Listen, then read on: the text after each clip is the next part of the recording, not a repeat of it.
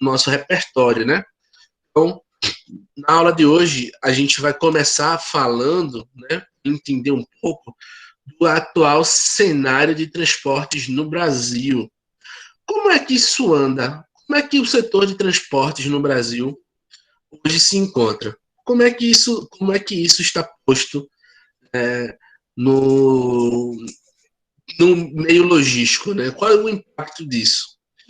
Gosto muito de deixar claro para as minhas turmas, quando o assunto é transporte, que se entenda o quanto o transporte ele é importante, né? Transporte é uma atividade que existe um ministério, né, em todo o governo, uma das pastas, né, dos ministérios é o Ministério de Transportes, de Infraestrutura e Transporte. Por quê?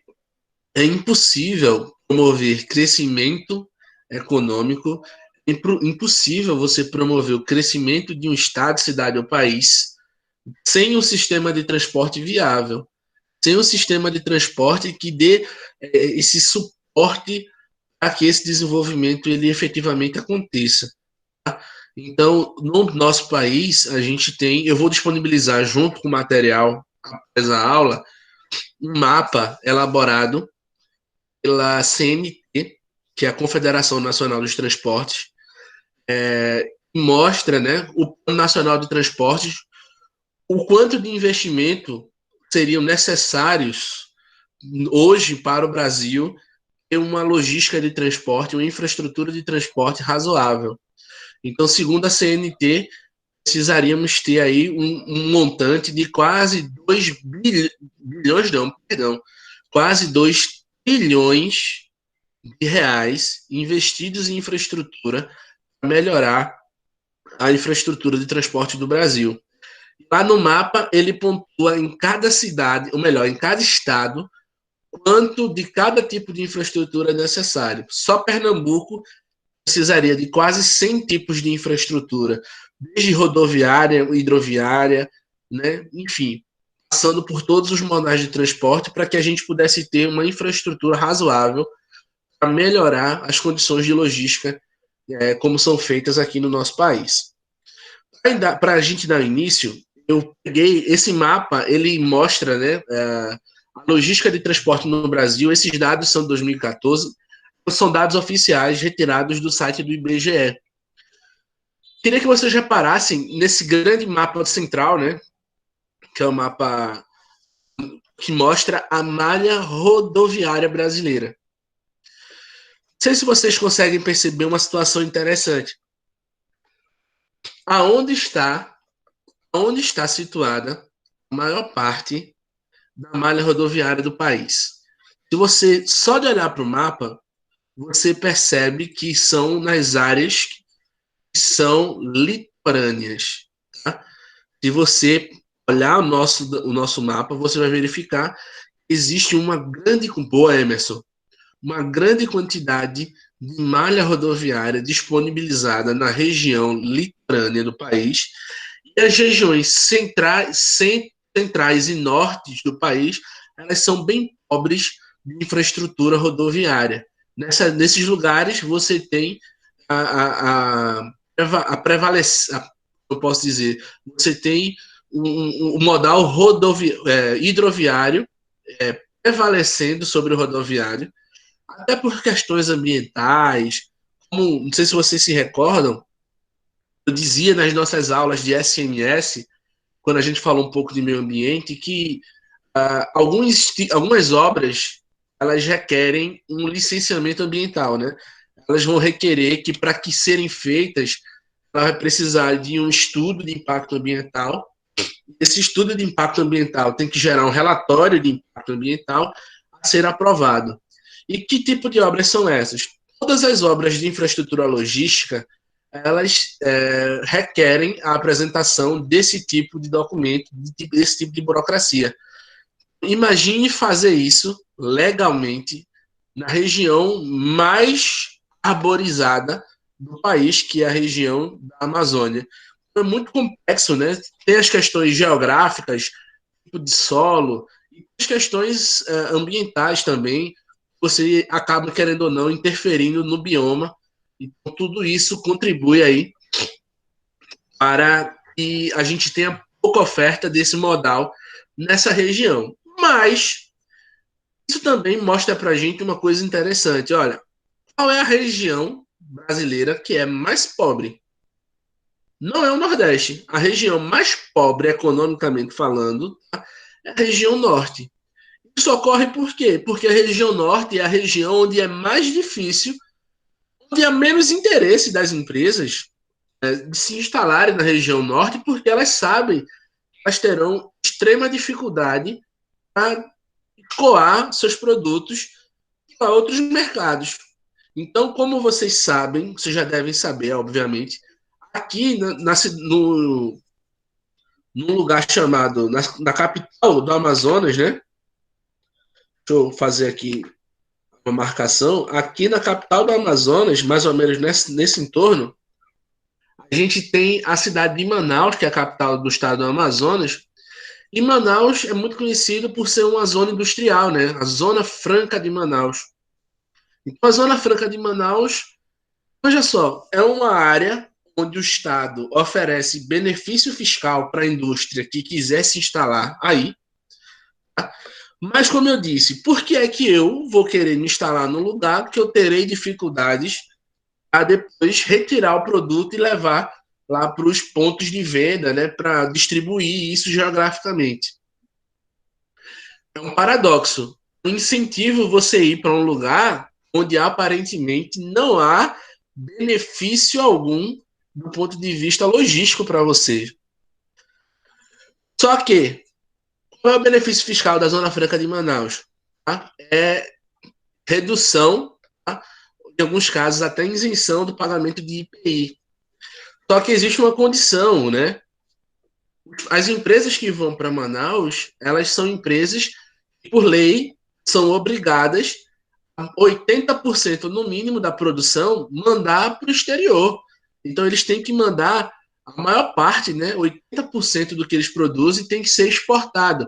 E para exportação fica um pouco mais fácil porque, como vocês podem ver, a gente tem um longo curso de água que sai aqui de Manaus, né, até o Oceano Atlântico, né, que permite que eu distribua via modal marítimo para outros lugares. Então, a vantagem de se situar em Manaus não é logística, né? De forma nenhuma. A vantagem quando uma empresa se instala em Manaus, ela vai ter uma vantagem logística somente para exportações. Além da vantagem logística, existe a vantagem que nas exportações, as exportações de um modo geral, elas são isentas de tributo, né? Então, quem exporta não paga ICMS, não paga PIS, não paga COFINS, né? Não paga, só paga apenas aí o IPI, tá? E não imposto de exportação não tem finalidade fiscal. Então, a empresa que está em Manaus, ela não existe para abastecer o mercado interno. Embora ela possa, ela não está aí para abastecer o mercado interno.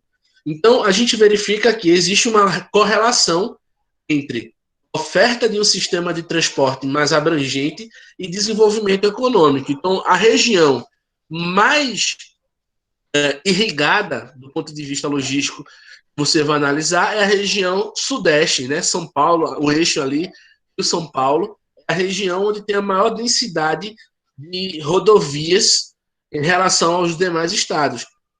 Não é à toa que o estado de São Paulo sozinho é responsável por mais da metade do nosso PIB. Tá? Então, existe essa relação aqui também interessante. Então, nós privilegiamos estruturalmente, ao longo dos anos, criar uma infraestrutura de transportes vasta, como vocês podem ver, mas que ainda assim ela não atende alguns pontos estratégicos, como a Zona Franca de Manaus, que seria aí uma possibilidade interessante para poder os 20% que pode ser comercializado internamente e poder sair daí dessa forma. Então, eu tenho outros 3 mapas que a gente vai passar mais rapidinho só para dar uma olhada. O primeiro é esse, que mostra as principais hidrovias aí do Brasil. Tá? Então, como eu disse em aulas passadas, do ponto de vista logístico, o Brasil ele é um país que tem ofertas, muita oferta de infraestrutura natural, por assim dizer, né?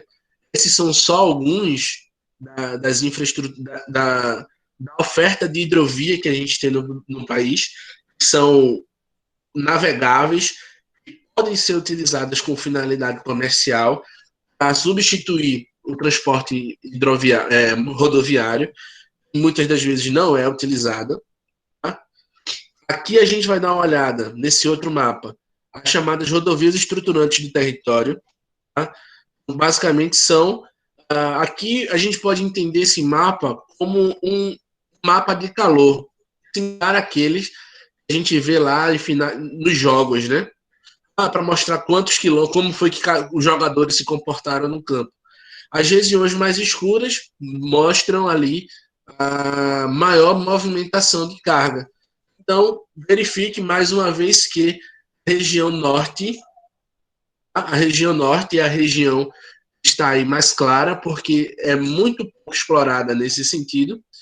Já as regiões litorâneas, a gente tem a maior concentração de movimento de carga aqui no país, e em especial regiões ali como Porto Alegre, São Paulo, Rio de Janeiro e aqui Recife, você tem uma cor um pouco mais acentuada, dada a grande quantidade de movimentação de carga nesses lugares. Tá? E nesses lugares, essa movimentação de carga se dá basicamente por rodovias. Quarto gráfico, né, também retirado desse relatório, ele mostra para a gente aqui uma outra situação, que é o fluxo aéreo, né, são as rotas aéreas. Então, onde as linhas mais grossas e escuras representam as rotas mais usadas, né, as rotas que movimentam mais carga. Todas elas têm conexão direta com São Paulo, né? São São Paulo-Manaus, São Paulo-Brasília, São Paulo-Fortaleza. São as três principais rotas aéreas mais movimentadas aqui no país. E, em segundo lugar, eu tenho rotas que englobam aí Recife também, São Paulo, enfim. Então, esse é um cenário de como funciona a distribuição de carga via modais aqui no nosso estado, tá? Ou melhor, no nosso estado não, perdão, no nosso país. Uma situação interessante que eu queria que vocês percebessem é que, enquanto 63% da carga brasileira é movimentada via rodoviária, enquanto você tem, historicamente, a maior parte dos investimentos voltados para o setor rodoviário, hoje, o nosso país, do total, essa informação ela está atualizadíssima, tá?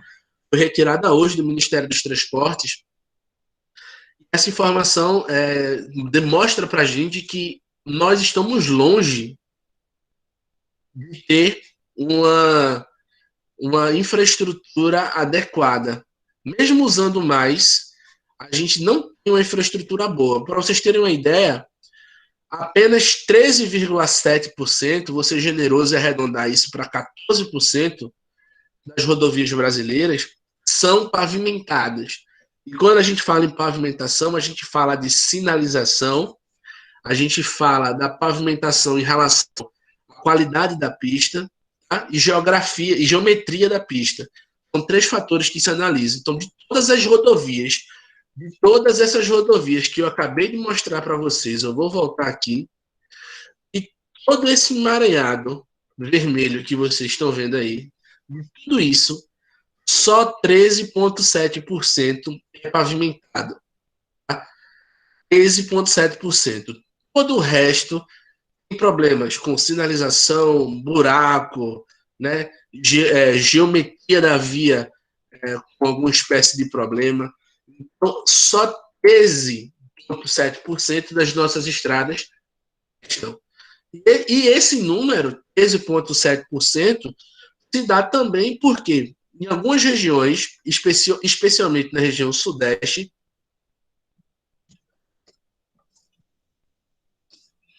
mais alguém está cortando minha voz?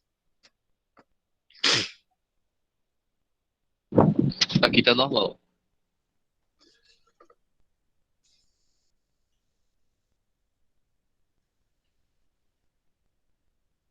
Eu vou falar mais perto aqui do computador, tentar melhorar. Como eu disse, minha voz hoje também não está das melhores. Minha garganta está muito mal, mas a gente vai se esforçando aqui para levar o melhor possível. Então vejam só, de tudo aquilo, 13,7% presta e muito disso em razão da oferta das privatizações das estradas, né, dos famosos pedágios. Então você vai na região sudeste, é pedágio para todo lado. Tá? Aqui na região nordeste, o primeiro pedágio foi da Rota dos Coqueiros, ali no Paiva. De fato, existe um benefício considerável quando você privatiza, e a qualidade da via é sempre muito boa, mas é um gasto, um custo adicional, né? Então tem esse detalhe também. Mas o que é mais alarmante não é nem isso. Então veja só, todo mundo aí já ouviu falar nos BRICS, né? Famoso bloco econômico, porque não é um bloco econômico, mas a gente pode chamar dessa forma. Os BRICS, que é um conjunto de países emergentes compostos pelo Brasil, a Rússia, a Índia, a China e pela África do Sul. Então, veja só, existe um ranking internacional.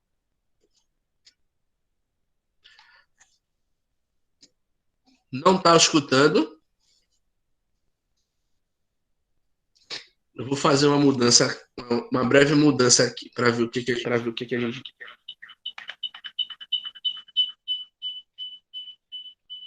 Tá melhor agora o áudio? Não, agora tá com eco, antes estava melhor. Então, vamos voltar.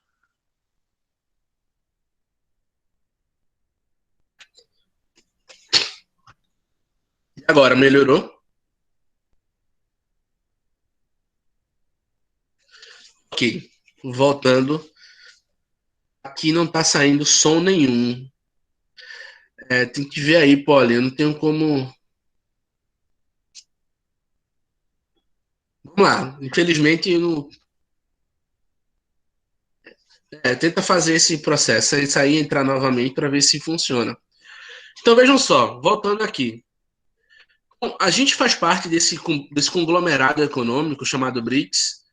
E para nossa surpresa, nesse ranking mundial, melhor dizendo, eles pegaram os 20 países com maior quantidade de suas rodovias pavimentadas.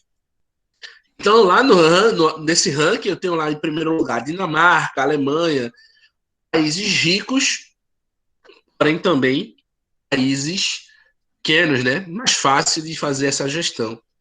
Mas aí o que me coloca numa situação muito interessante e preocupante é que nesse ranking a gente perde para a Índia, nesse ranking a gente perde para a China, a gente perde para a Indonésia, a gente perde para uma porrada de países, tá?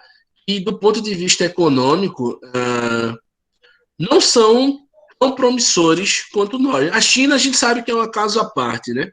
Mas, por exemplo, você ter. Se o problema é tamanho, a Rússia está melhor do que nós. Eles são os maiores países, o maior país do mundo, né? Então a gente tem muito pouca oferta de estrada em condições aceitáveis de uso. Isso, para o transporte rodoviário, isso gera um outro problema que a gente conhece como custo Brasil. Tá? O que é o custo Brasil? O cara que vai entrar no setor de transporte hoje, ele não tem que se preocupar só com tem um custo com salário, tem um custo com combustível, tem um custo do imposto que eu pago IPVA, um custo disso, daquilo. Não, ele precisa entender que aqui ele vai ter alguns custos, em outros lugares ele não teria. Exatamente por quê? Aqui ele vai ter muito pedágio, então esse é um custo adicional, ele vai ter que repassar.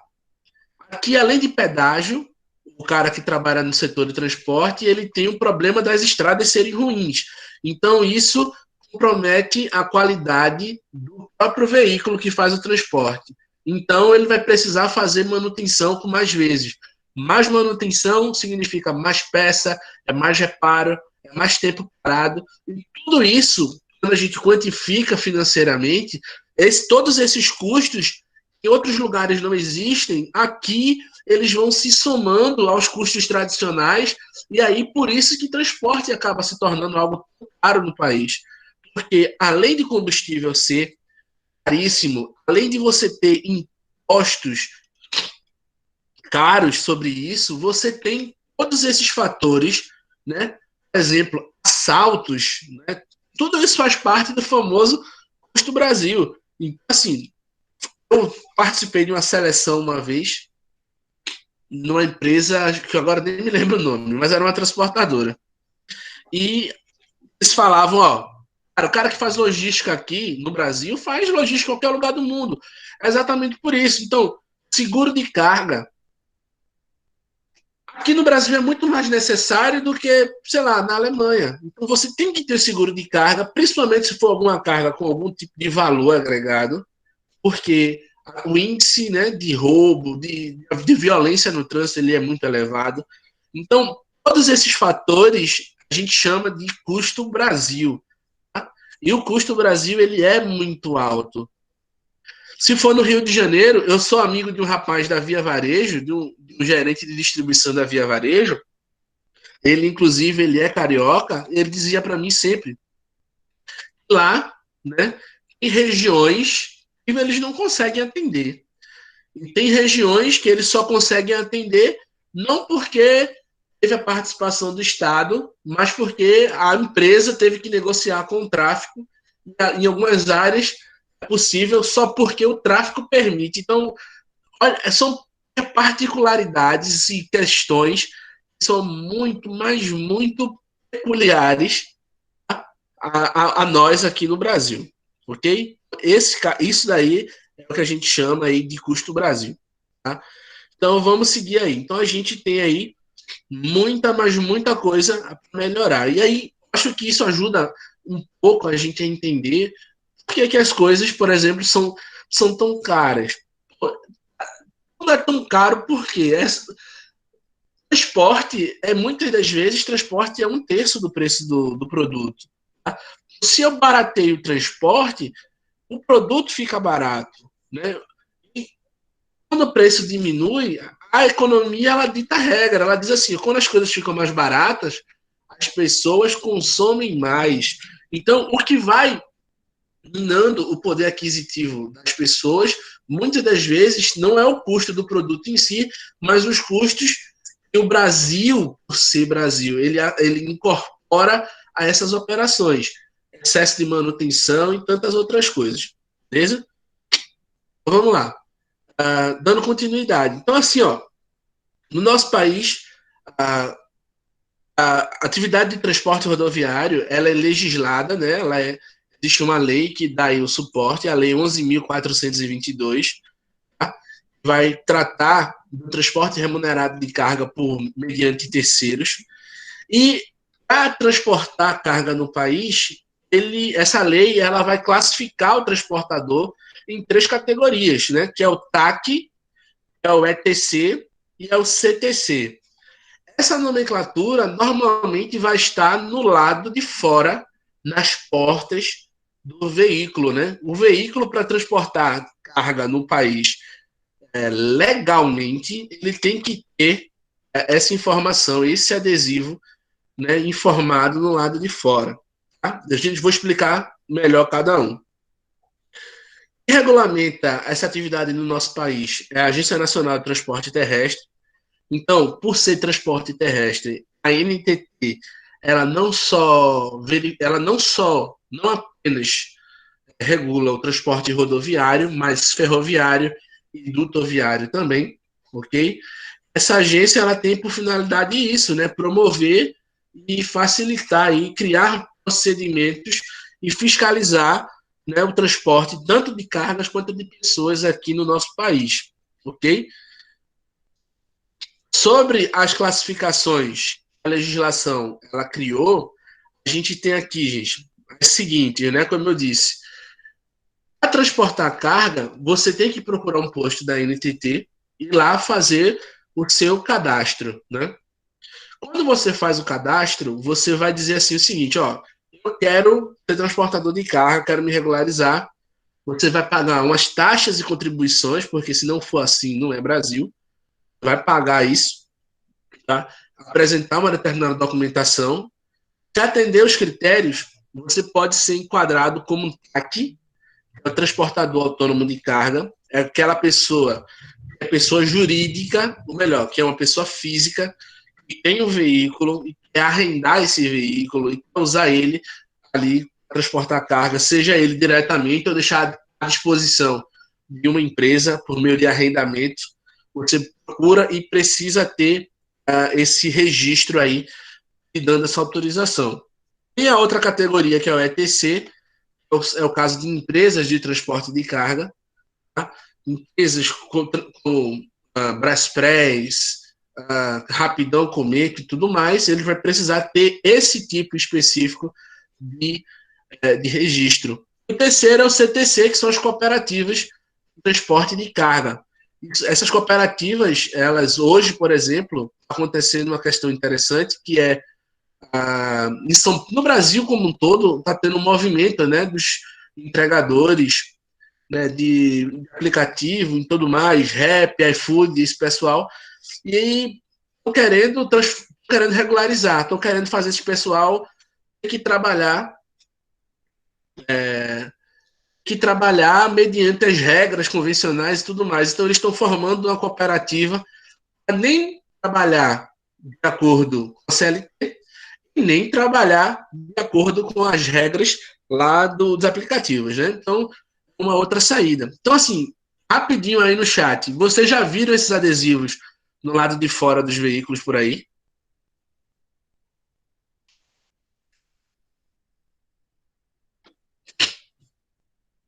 Bom, Emerson disse que não viu, uma galera aí já, outras não. Então, assim, quem nunca viu, agora vai passar a ver em todos os lugares, tá? Esse adesivo aí, ele vai estar seguido de um número, né? Que não é esse, obviamente, que é exatamente o número do registro lá, lá na NTT. Vejam só, uma questão interessante sobre isso é o seguinte: a gente vai ter essa aula mais na frente, mas eu vou adiantar uma pequena coisinha. No transporte de cargas, a gente vai classificar os veículos de duas formas, de duas maneiras. Existe o veículo simples e existe o veículo combinado. O que é um veículo combinado? O que a gente conhece por carreta. A carreta, como a gente vulgarmente chama, que é o cavalo mecânico e o reboque, na realidade é uma combinação de veículos. Ali são dois veículos, tá? Então, o cavalo mecânico é onde fica o motor e o motorista, aquilo é um veículo, e a caçamba, o baú, é um outro veículo. Isso significa que são dois IPVAs, tá? A caçamba paga um IPVA, o cavalo mecânico paga outro IPVA. Isso significa que são duas placas diferentes. Então, a carreta, se você prestar atenção, vai perceber que ela tem duas placas diferentes, porque uma placa é a do cavalo mecânico e a outra placa é a do semi-reboque. Isso significa dizer que se eu tenho que ter duas placas, se eu tenho que pagar dois IPVAs, se eu vou transportar, não adianta que o semi-reboque tenha registro, o reboque não. Então, os dois, tanto reboque quanto semi-reboque, tem que ter registros, serão, obviamente, registros diferentes. E o engraçado é que nisso você tem taxas e impostos em todas as escalas, né? Na hora do emplacamento, na hora do IPVA e na hora aqui do registro na NTT para transporte, tá? Então ali é uma combinação de veículos, são dois. Então são dois veículos, portanto, a tratativa legal é individualizada. Então, esses adesivos é o que indicam, né, que mostram, que garantem ali, ó, tá tudo certo, então pode ser utilizado esse cara daí para transportar. Dando continuidade, falar aqui brevemente das vantagens desse primeiro modal que a gente está estudando agora, que é o rodoviário. sendo a primeira, obviamente, manuseio mais simples. O transporte rodoviário, ele, em alguns casos, ele vai lidar com cargas grandes, com cargas muito pesadas, mas em casos muito específicos, né, que ele vai lidar com carga ali que não dá para ser manuseada literalmente, né, por pessoas. De modo geral, o tipo de produto que ele transporta é de manuseio mais fácil, menos problemático. Segunda característica importante desse transporte é que ele é competitivo para pequenas e médias distâncias. Vale lembrar que o transporte rodoviário ele tem que ser entendido como um transporte para distribuição. Ele nunca deve ser a opção, pelo menos não a opção principal, para se fazer o transporte de distâncias muito grandes, distâncias superiores aí aos 800 quilômetros que a gente já havia conversado. Tá? Então, assim, ele tem um elevado grau de adaptação, porque mesmo com problemas, como a gente sabe, de infraestrutura, estrada ruim, buraco, etc., ele consegue suplantar todo esse tipo de problemática, né? Então, é mais fácil, por exemplo, do que o transporte marítimo, e você tem que ter a profundidade do porto, né, o calado do navio, porque se não for compatível não adianta, não tem como. No transporte rodoviário é sempre mais fácil você ter aí um jeitinho de conseguir proceder com esse transporte sem maiores problemas. Baixo investimento, se comparado aos outros modais, né? Embora seja um investimento elevado, uma carreta, um cavalo mecânico mais semi-reboque, eles ali devem aproximadamente ter algo próximo a R$ 1 milhão investidos uma combinação apenas.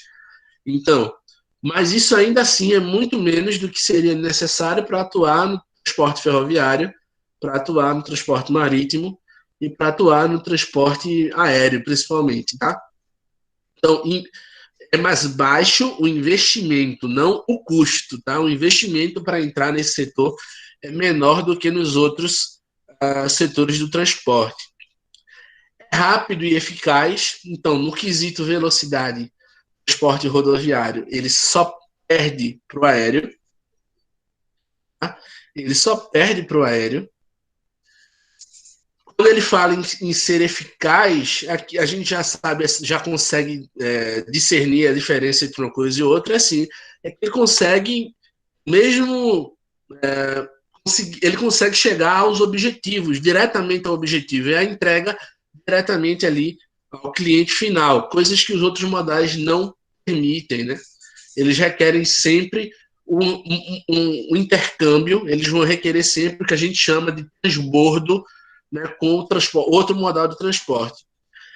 Os custos de embalagem são menores e possuem uma grande cobertura geográfica, né, como a gente pode ver. E um único meio de transporte com a possibilidade de entrega do tipo door-to-door, né, entregar nas mãos diretamente do cliente final. Nenhum outro modal consegue fazer isso. Por essa razão, esse meio de transporte deve ser usado a distribuição, né, apenas para entregar ao cliente final, não cumprir trajetos muito grandes. A título de desvantagem, a gente pode citar aqui, né, que quanto maior a distância, veja só, quanto maior a distância, maior o preço aumenta. Isso é meio até que óbvio, mas por que isso está aqui, gente? Transporte rodoviário, ele só é eficiente até 800 quilômetros. Por quê? Quando a gente passa de 800 quilômetros, a curva do custo começa a ficar maior que a curva da receita. O valor que você já recebe, porque o transporte é um paradoxo. O que se cobra já não é suficiente para cobrir os custos. Mas se você aumentar, né, você não consegue vender o transporte. Então, no Brasil é uma situação muito complicada, porque hoje o frete está tabelado, né, desde aquela greve dos caminhoneiros, a NTT tem feito várias e várias tabelas para tentar padronizar essas cobranças. Só que existe uma coisa, gente. O preço ele pode ser padronizado, mas o custo não. O preço de R$ 4 por quilômetro a Liliane pode ser ótimo, porque o custo dela, essa distância, pode ser pequeno. Mas para mim pode ser horrível, porque eu posso ter um custo elevadíssimo para essa distância e vou ter que cobrar um preço que não compensa o custo que eu tenho. Então, assim, é aquela questão da intervenção, né, do público no que é privado. O mercado, ele tende-se a se autorregular. Então, é uma situação interessante. Quanto maior a distância, menor tende a ser o custo do transporte, porém o preço ele não consegue ser competitivo a distâncias muito grandes, tá? A principal desvantagem do modal rodoviário é o seu espaço limitado. Uma carreta, de modo geral, uma carreta com capacidade para 30 toneladas, ela tem ali espaço para 90 metros cúbicos de carga. Tá? É muito pouco. Tá? É muito pouco. E é uma outra situação que, além de eu ter pouca capacidade, como eu uso esse transporte para fazer percursos muito longos, o que acaba acontecendo é que o veículo ele fica muito tempo indisponível para novos serviços. Tá? Então, eu preciso calcular o custo de oportunidade, ou seja, o que eu estou perdendo, o dinheiro que eu estou deixando de ganhar por 15 dias com o veículo rodando em uma rota, por conta da distância, a também cobrar isso da pessoa que vai utilizar o meu serviço. Então é muito mais complicado, é muito mais detalhado do que parece. Por que é que o caminhoneiro, de modo geral, passa meses fora de casa? Porque ele precisa. Eu não posso sair de Recife para fazer uma entrega em São Paulo, chegar lá, entregar e voltar de São Paulo para Recife vazio. Né? Por quê? Do mesmo jeito que eu gasto combustível daqui para lá, eu gastarei combustível de lá para cá. Né? Então, eu vou gastar tempo, eu vou gastar combustível, eu vou consumir pneu do veículo, o veículo vai estar sujeito a acidentes, a manutenções, uma questão de coisas, várias questões, e ele estaria se tivesse rodando. Então, o que o caminhoneiro faz é, saiu Recife, São Paulo, chegou lá, entregou, vai agora procurar alguma carga voltando para Recife. E isso, às vezes, leva tempo. Mas para ele é melhor do que voltar vazio. O modal que está sujeito ao trânsito, né? Recife já foi eleita aí, inclusive, mais de uma vez, como a cidade com o pior trânsito do mundo, né? É a capital com o pior trânsito do mundo. Não o maior, mas é o pior. É o trânsito mais lento, proporcionalmente falando.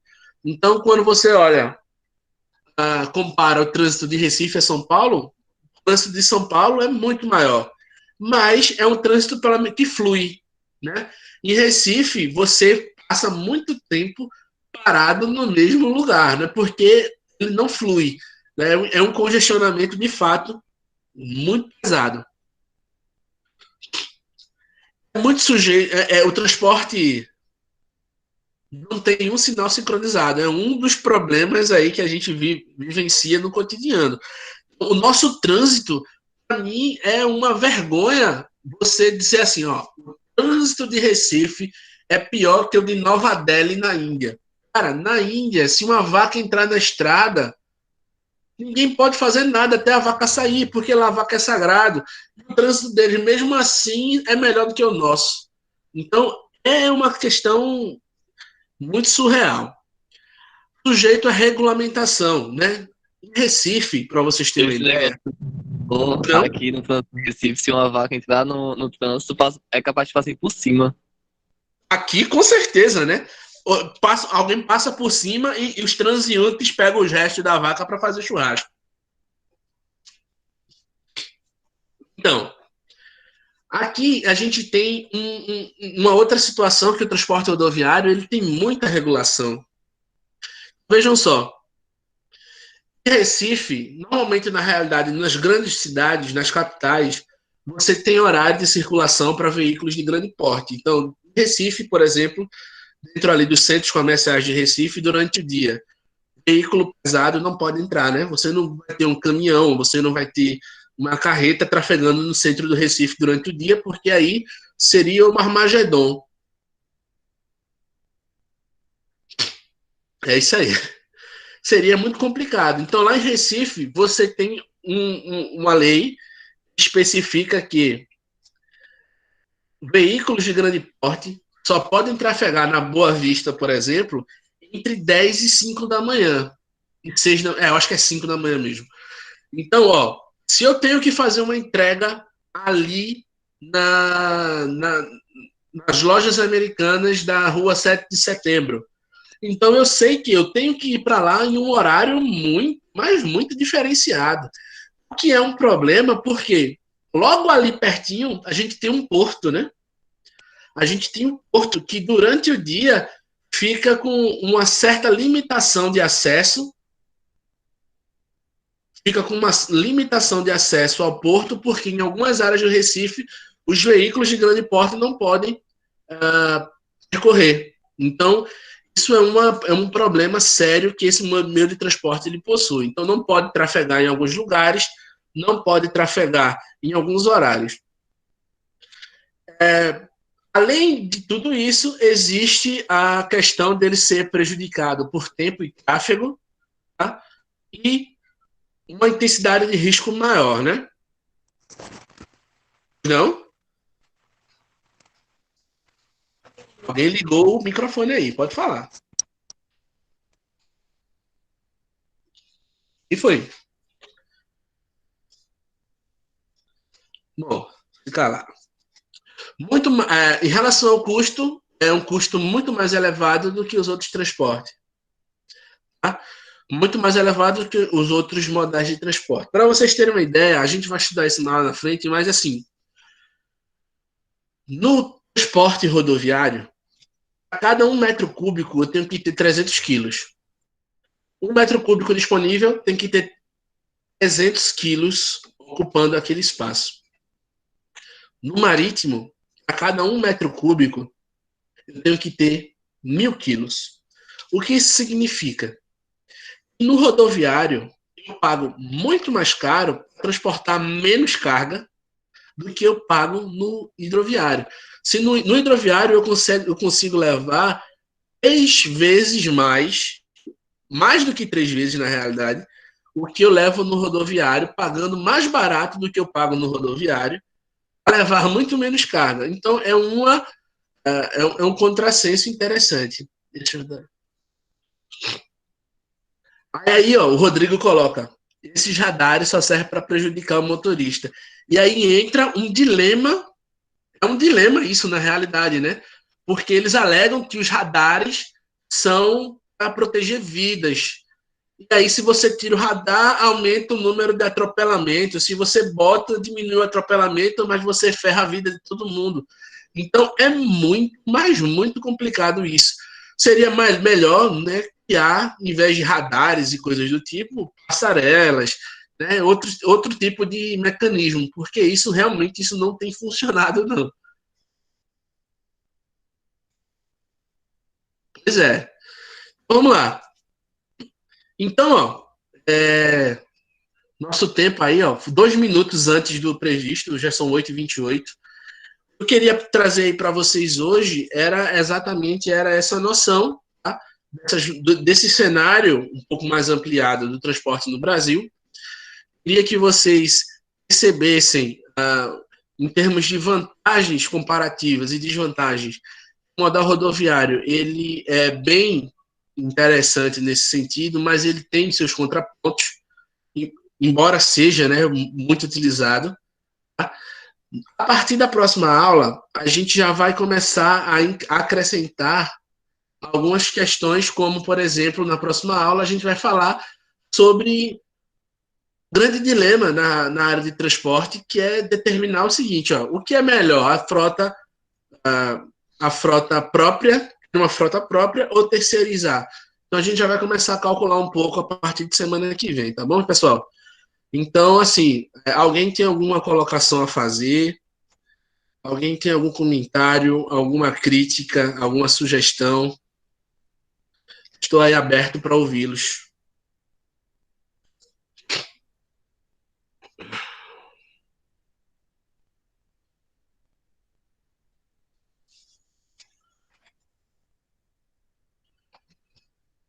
Se eu vou mandar o material, vou sim, gente. Vou sim, vou sim. Se eu não mandar hoje, eu mando amanhã. Eu peço desculpas aí a vocês, porque realmente minha garganta tá muito ruim. Eu tô muito gripado, resfriado. Então, desculpa aí por qualquer coisa. Se alguém não entendeu algo, à tua disposição aí para esclarecer, beleza?